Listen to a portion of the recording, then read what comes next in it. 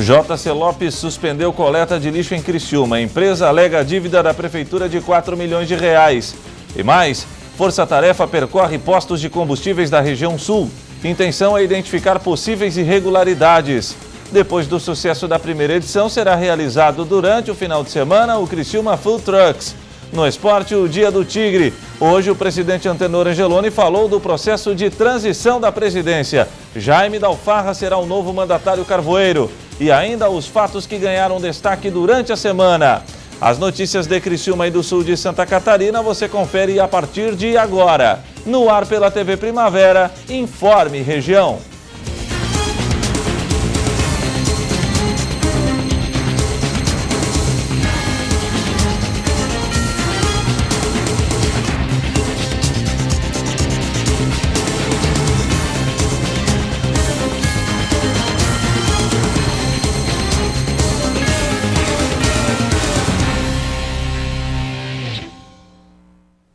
Hoje, sexta-feira, dia 9 de outubro de 2015. Para você que sintoniza a tela da TV Primavera, uma boa noite. O lixo dos criciumenses não foi recolhido durante o dia de hoje. A empresa responsável pela coleta alegou falta de pagamento pelos serviços prestados. A coleta de lixo não foi realizada durante todo o dia de hoje. Tudo isso porque, segundo a empresa JC Lopes, que realiza a coleta de lixo, a Prefeitura de Criciúma deve mais de 4 milhões de reais à empresa. E sem condições de manter os serviços, a administração da JC Lopes achou melhor paralisar as atividades. A empresa garante que os salários dos 272 trabalhadores está em dia. Já a comunicação da Prefeitura de Criciúma informou que a situação deve ser resolvida e que a coleta de lixo deve voltar a funcionar normalmente amanhã. Gelson Fernandes, presidente da Fundação Municipal do Meio Ambiente, a FANCRI, afirmou que nas caminhonetes da Fundação passou pelos locais onde estavam agendadas as coletas seletivas e realizaram as coletas nestes pontos. Durante todo o dia, a equipe esteve pela cidade verificando como está a situação. Nossa equipe de produção tentou contato com os diretores da JC Lopes, porém, nenhum responsável pela empresa foi encontrado para comentar o assunto. E agora, no final da tarde, a Prefeitura de Criciúma, através da assessoria de imprensa, confirmou que deve sim para a empresa JC Lopes. Porém, questionou e disse que a dívida não chega a 4 milhões de reais, são pouco mais de 3 milhões de reais. Ainda hoje, foram repassados 300 mil reais para a empresa JC Lopes, que, segundo a Prefeitura, amanhã irá retomar a coleta de lixo. Uma rigorosa vistoria está sendo realizada em postos de combustíveis da região. A intenção é identificar possíveis irregularidades nos estabelecimentos. Tudo isso para que o consumidor não seja lesado. A força-tarefa foi realizada em 27 postos de combustíveis da região, que resultou em 30 autuações por diversos motivos. A operação teve participação da Secretaria de Fazenda do Estado, PROCON, Inmetro e ANP. O objetivo é proporcionar uma integração entre os órgãos que têm atividade de fiscalização, ou seja, que têm em comum a fiscalização. No caso, foi a Secretaria da Fazenda do Estado, o PROCON, o Inmetro, além da ANP. Cada um desses órgãos tem uma função constitucionalmente definida de fiscalização. Naturalmente, cada um em sua área. O que nós buscamos com essas operações é integrar a atividade fiscalizatória comum de cada órgão. Os fiscais identificaram diversas irregularidades e teve alguns postos de combustíveis que acabaram recebendo mais de uma autuação. Um posto foi interditado totalmente em Jaguaruna, porque estava funcionando, digamos, clandestinamente. É um posto que já havia sido autorizado pela ANP e por irregularidades ele foi cancelado, teve o registro cancelado. A despeito disso, o proprietário passou a funcionar à margem da lei. Um outro posto foi interditado parcialmente numa bomba de etanol, porque no teste que fizemos na localidade, revelou um etanol fora da especificação definida pela ANP. Esse produto foi recolhido, levado para o laboratório e nós vamos no laboratório da universidade confirmar se aquela não especificação que constatamos se confirma ou não. Se confirmado, o posto vai ter uma multa e a bomba ficará interditada até que o produto seja dali retirado. Em alguns postos foi possível identificar o mesmo tipo de irregularidade. O principal problema comum é a falta de informação ao cliente. A maior parte das autuações foram cerca de 30 autuações, e a maioria dessas 30 autuações se deu por desinformação ao consumidor. Caso em que o posto não estampava uma placa de preços, por norma da ANP, todo posto deve deixar bastante visível ao consumidor o preço praticado. Houve infração por diferença de informação no preço praticado à vista do preço praticado a prazo. Essa é uma infração prevista na norma da ANP. Falta de informação quanto ao produto vendido na bomba, falta de informação quanto ao tipo de combustível, se gasolina aditivada ou gasolina comum. Os clientes que se sentirem lesados com alguma ação no posto de combustível têm diversas maneiras de denunciar a prática. O consumidor pode recorrer ao serviço de relacionamento com a ANP, o CRC, Centro de Relacionamento ao Consumidor, tanto quanto possível se identificar, mas se não quiser se identificar da mesma maneira, a denúncia pode ser feita. Ele pode recorrer aos PROCONs estaduais, no caso do PROCON aqui de Santa Catarina, ou aos PROCONs municipais. Várias dessas operações que fizemos teve a participação do PROCON do município, então ele pode recorrer ao PROCON do município ou ao Centro de Relacionamento do Consumidor da ANP. As fiscalizações foram feitas até o final do dia de hoje. A seguir, a oficialização da saída de Antenor Angeloni da presidência do Criciúma e a chegada de Jaime Dalfarra.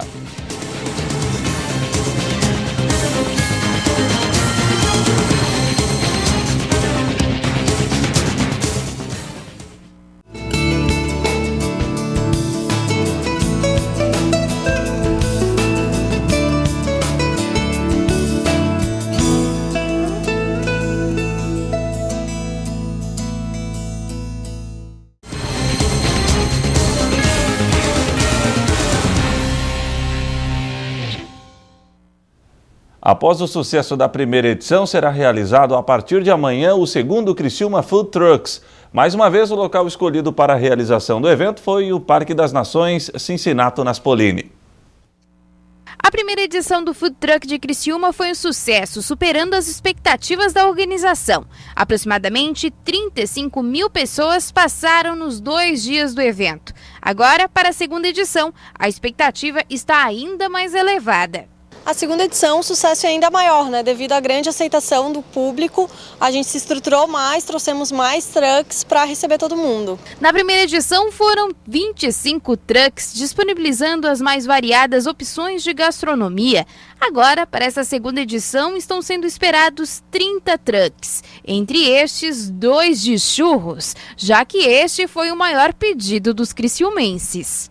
A gente trouxe 2 carrinhos de churros dessa vez para suprir a demanda do pessoal, que foram filas quilométricas da primeira edição. Então a gente trouxe outro carrinho de churros, não do mesmo truck, são trucks diferentes, mas temos 2. E o melhor, um dos trucks de churros é daqui de Criciúma e a expectativa é elevada, já que puderam ver nos bastidores a procura por este alimento. Mas agora eles também são os queridinhos dos criciumenses, já que participaram de diversos eventos na região. A gente está esperando um movimento bem bacana, O pessoal de Criciúma já conhece um pouco do Ola Churros, então o nosso produto está com uma aceitação boa. E o bom é que no nosso truck o pessoal não precisa ficar preso à fila. Nós temos um sistema de senha, o pessoal vem, faz o pedido, a gente dá uma média de tempo, vai ficar pronto em uns 20 minutinhos, o pessoal pega a sua senha, vai dar uma voltinha, vai provar em outro truck, vai comprar uma bebida e depois volta, o churros está prontinho. Então com fila ninguém vai precisar se preocupar. A resposta do público para a gente é quase que de imediato, tem algumas pessoas que a gente vê que está sempre acompanhando o truck, tá sempre ali que a gente já conhece, então é bem legal, bem bacana e tá só sucesso, é muito bom. Este é o primeiro truck que é de Criciúma. A proprietária incentiva os demais trucks da nossa terra possam representar a gastronomia também fora da cidade. A gente ainda encontra algumas dificuldades na legislação da cidade, mas a gente está aqui para ser os primeiros, né, para dar cara a tapa e conseguir abrir para quem quiser, abrir um truck também, né, se arriscar nesse negócio que é bem bacana, é cansativo, mas é bem gratificante, assim. Essa edição ficou mais extensa, já que vai contar com um feriadão que pode dar mais tempo de provar todas estas iguarias. Quero convidar todo mundo a participar no sábado, domingo e segunda-feira agora, das 11 da manhã às 11 da noite na segunda e domingo e no sábado e domingo das 11 da manhã às 11 da noite e segunda das 11 da manhã às 8 da noite. Lembrando que mesmo com chuva está confirmado que nós aumentamos a nossa área coberta, então tem estrutura para receber o pessoal. Depois da reforma administrativa anunciada pela presidente Dilma Rousseff, 4 novos ministros assumiram nesta semana as atribuições das pastas. Hélder Barbalho na Secretaria de Portos, Marcelo Castro no Ministério da Saúde, Miguel Rosseto no Ministério do Trabalho e da Previdência Social e André Figueiredo nas Comunicações. Com as mudanças, o Ministério do Trabalho e da Previdência Social passaram a ser um só. O titular é Miguel Rosseto, que antes comandava o Ministério do Desenvolvimento Agrário. Ao assumir a nova pasta, Rosseto defendeu o diálogo para a geração de emprego e renda.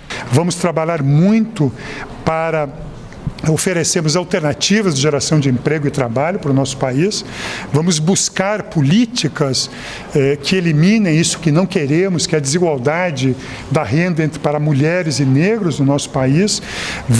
A juventude brasileira é uma juventude trabalhadora, portanto, vamos olhar com atenção, escutarmos a juventude brasileira, criarmos, portanto, apoiarmos todas as iniciativas e apresentarmos iniciativas para crescimento econômico e geração de emprego e trabalho.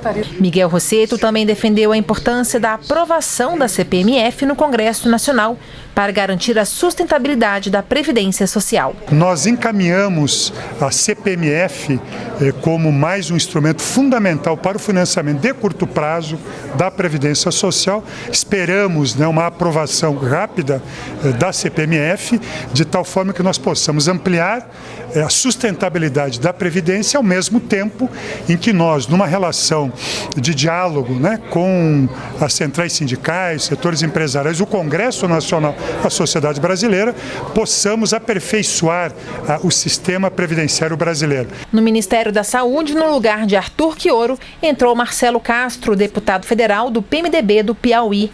Castro defendeu mais recursos para a saúde. Juntos, Estado e sociedade, devemos discutir abertamente os custos da saúde e as formas de sua melhoria, tanto no combate dos desperdícios como no aumento das suas receitas. São duas frentes que devem e podem ser atacadas conjuntamente, sem que uma seja excludente da outra: a melhoria do financiamento e da gestão pública. Todos devemos nos comprometer num pacto social de que é preciso ter novas fontes permanentes de financiamento da saúde para a garantia e melhoria de seus serviços. Assim, não haverá crises constantes no seu financiamento. No Ministério das Comunicações, assumiu André Figueiredo, que era líder do PDT na Câmara. Ele defendeu a ampliação do acesso à internet de banda larga. A inclusão digital tem que ser a prioridade. Aliás, a presidenta Dilma deixou isso muito claro. Nós temos que ampliar, através do Plano Nacional de Banda Larga, o acesso de milhões de brasileiros, especialmente nas regiões mais longínquas. Não podemos nos furtar a tornar um Brasil menos desigual em relação à inclusão digital. Hélder Barbalho assumiu as atribuições do Ministério dos Portos. O novo ministro destacou que dará continuidade ao trabalho deixado pelo ex-ministro Edinho Araújo. Boa parte das ações que devemos fazer já estão previstas nos diversos planos e programas desta pasta. Ou seja, agora, mais do que nunca, temos que dar continuidade ao trabalho realizado, fazer mais com o que temos, como lembrou nossa presidenta. Aqui estaremos sempre de portas abertas para todos do setor. Vamos continuar construindo juntos a trajetória de crescimento deste segmento. Bom, agora vamos de esportes. Agora há pouco o presidente do Criciúma, Antenor Angeloni, e o futuro mandatário carvoeiro Jaime da Alfarra concederam entrevista coletiva. Os empresários falaram sobre o processo de transição da presidência do Criciúma Esporte Clube. Antenor Angeloni resolveu pendurar as chuteiras. Segue somente até 1º de dezembro à frente do clube. Angeloni falou de todas as batalhas encontradas no caminho para poder reerguer o Criciúma Esporte Clube. Quando eu fui eleito lá no conselho, presidente do clube, eu disse, bom, aí hoje, eu pensando comigo, eu sabia disso, porque eu já fui presidente outras vezes, a solidão de um presidente. Vocês não sabem o que é a solidão de um presidente, porque ele fica e aparece aquilo tudo na frente e ele tem que dar um jeito. Até essa transição ocorrer, Jaime irá participar da diretoria do Criciúma Esporte Clube como uma diretoria compartilhada, até mesmo para poder acompanhar o dia a dia do clube. O novo gestor sabe que vai ter pela frente diversos desafios. A primeira missão é esses 8 jogos que a gente tem na Série B aí, né? Fazer cada jogo uma promoção, preparar, motivar o grupo para cada jogo, para a gente realmente ir rumo à vitória e seguir na 2ª divisão, que isso é muito importante, né? Então a primeira missão seria essa. Este tempo para que Jaime possa mesmo assumir faz parte dos trâmites que devem ocorrer, dando oportunidade para outras chapas concorrerem. No entanto, os conselheiros não acreditam nesta possibilidade. Em princípio, eu não acredito em uma chapa, em 2 chapas. Eu acredito na chapa encabeçada pelo Jaime Dalfarra, né? E exatamente porque existe em paralelo todo o projeto da GA, o contrato de cessão, e esse contrato terá continuidade, né, em parceria do Jaime com o seu Antenor. Agora, a gente vai fazer o processo e eu acredito que numa chapa só, a gente lá em meados de novembro está fazendo o processo eleitoral para ele assumir também a presidência do Criciúma Esporte Clube. Agora, falando na comissão técnica, assim como toda a direção que comanda o futebol profissional, o novo presidente não tem nada planejado, mas garante que está sendo analisado. A gente está avaliando a situação, né? Estamos conversando junto com o Antenor para ver se a gente faz alguma coisa ou não. Ainda não tem nada definido. A princípio, né, tá o Luizinho treinando o time lá, né, interinamente, e estamos avaliando a situação para não ter ainda nada definido nesse sentido. A seguir, as notícias que ganharam destaque na região.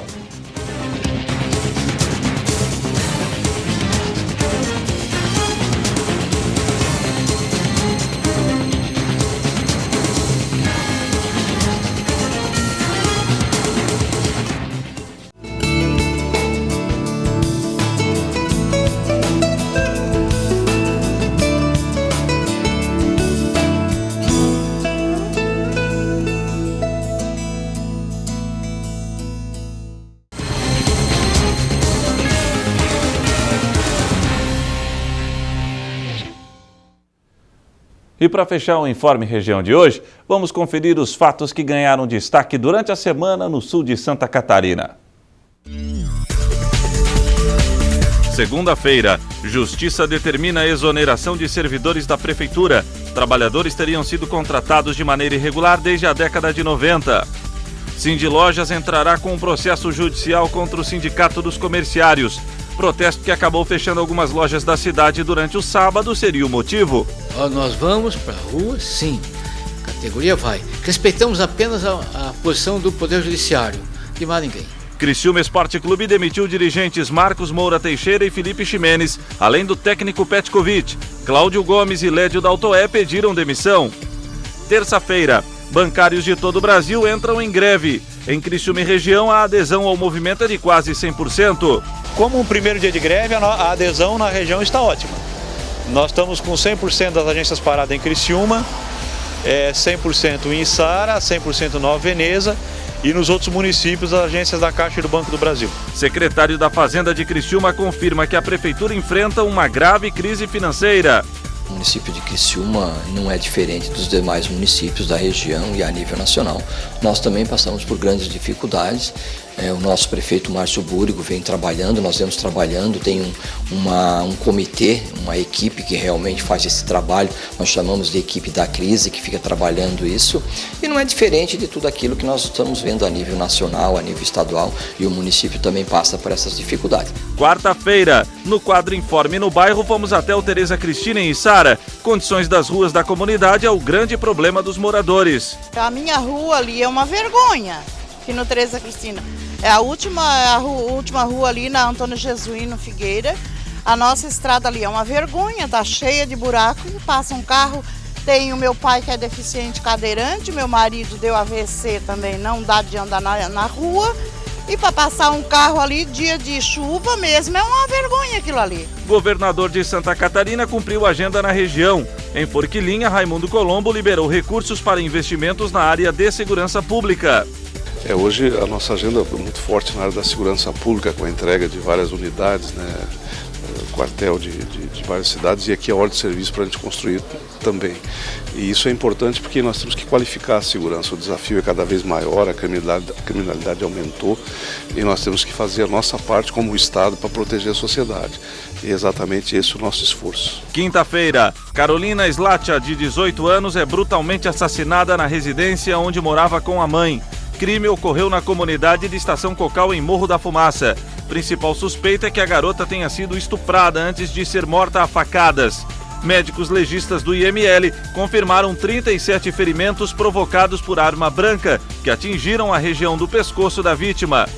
Projeto Entre Bairro da Juventude, um médico cirurgião, promete renovar a autoestima de crianças atendidas pela instituição. Orelhinhas em abano, que são aquelas orelhinhas abertinhas, incomodam muitas crianças se incomodam com isso. São vítimas de bullying, de brincadeiras, enfim, e muitas acabam tendo problemas de socialização, problemas no desenvolvimento escolar, no convívio social propriamente dito. Então nós juntamos por isso o nome da campanha é Beleza é Ser Solitário. Já que a gente já trabalhava com Beleza é Ser Feliz, o Beleza é Ser Solidário no sentido de oferecer esse tipo de tratamento para as crianças que talvez de outra maneira não teriam acesso. E o Informe Região desta sexta-feira fica por aqui. Amanhã, 10 horas da manhã, tem Esporte em Questão, tratando todo esse assunto envolvendo o Criciúma Esporte Clube. Vamos analisar a primeira rodada das eliminatórias da Copa do Mundo da Rússia, eliminatórias sul-americanas. Vamos falar de Olimpíadas, Campeonato Brasileiro da Série A, Série B, enfim, tudo sobre o mundo esportivo. Amanhã, às 10 da manhã, no Esporte em Questão. Meu convidado de amanhã será o cronista Paulo Coutinho. Vai ser imperdível. Para você, uma boa noite e até amanhã, se Deus assim permitir. Tchau, tchau.